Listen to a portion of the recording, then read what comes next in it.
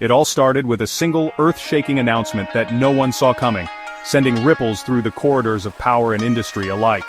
In the summer of 2025, President Trump unveiled a massive 50% tariff on all copper imports. The move was bold, controversial, and aimed at reviving America's struggling copper mining industry, which had been losing ground to cheaper foreign suppliers for years. The plan was simple on paper: make foreign copper so expensive that American factories would have no choice but to buy domestic. This, the administration argued, would boost jobs, secure a vital resource for national security, and put American miners back to work. But the market didn't cheer, it panicked. Investors, traders, and manufacturers scrambled to make sense of the sudden shift, fearing what it would mean for costs and supply chains. Copper prices on the New York COMEX soared to nearly $6 a pound overnight, a historic spike that sent shockwaves through global commodities markets and rattled investors worldwide. Suddenly, copper, a metal found in everything from smartphones and laptops to electric vehicles and power grids, became a household concern. As costs doubled, families, businesses, and manufacturers all felt the pinch, with price hikes rippling through the economy. The administration hoped to force a shift to American copper, but overlooked a crucial fact: the global economy is a tangled web, not a simple machine you can rewire overnight. Every link in the supply chain is connected, and a change in one part can send shockwaves everywhere. The US imported 44% of its copper in 2024. The tariff was meant to reverse that dependency, but instead, it set off chaos. Confusion at ports, uncertainty for manufacturers, and a scramble for alternatives.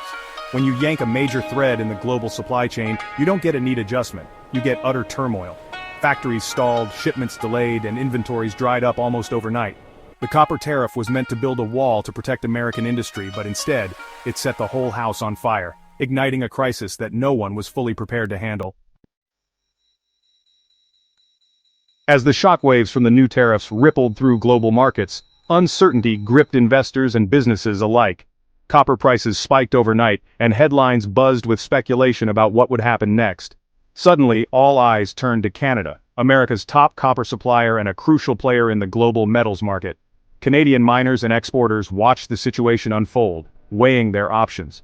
But instead of retaliating with tariffs of their own, Canada made a bold move. They simply rerouted their copper exports to Asia, where demand was not just steady, but booming, especially in countries racing to build new infrastructure.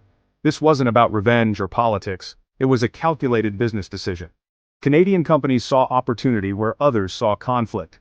Why force copper into a hostile market when eager buyers were waiting elsewhere? Canadian exporters quickly struck new deals, keeping their industry thriving. Meanwhile, American factories, long dependent on Canadian copper, were suddenly left scrambling. Production lines slowed, and managers faced tough questions as shelves emptied. Companies rushed to find new sources as copper prices soared. Ironically, the very policy meant to protect U.S. industry now starved it of a critical resource, creating chaos instead of security. Canada's swift pivot proved that capital and goods don't just stop at barriers, they flow around them, finding new routes and partners. The world watched as suppliers refused to bow to protectionism. Instead, they adapted, leaving the U.S. increasingly isolated in the global marketplace. In just a matter of weeks, the North American copper connection was quietly severed, and the global copper map was redrawn before anyone could react. The lesson is clear: block one path, and the market will always find another way forward, no matter the obstacles.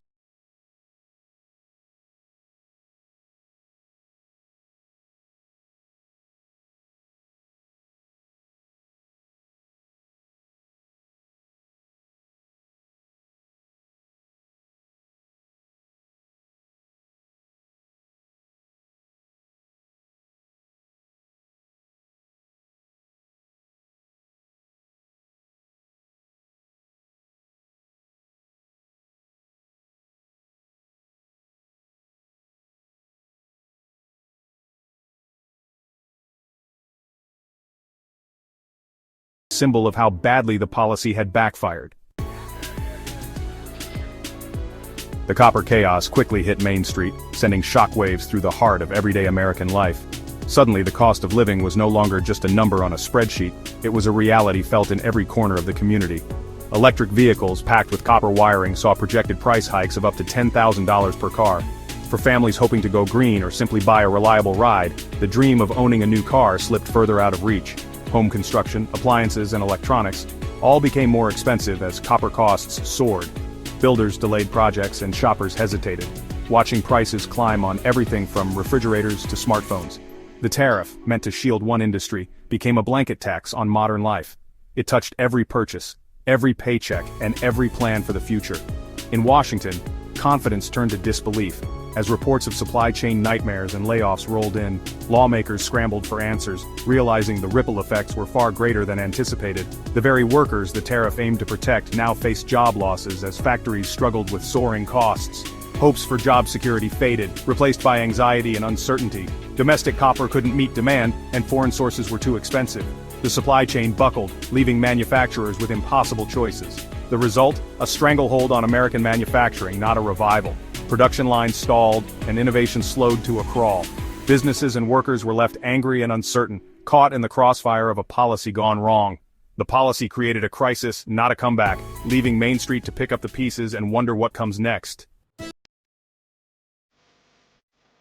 The copper tariff of 2025 is a case study in unintended consequences. It showed that national economies can't be walled off without fallout. The goal was to help miners, but the result was chaos, lost suppliers, market distortions, and soaring costs for everyone. Canada found new buyers, and American companies lost their edge. The episode proved that tariffs are blunt tools in a complex, interconnected world. Trying to protect one sector can easily harm another. In a global economy, cooperation beats confrontation, and every action has ripple effects.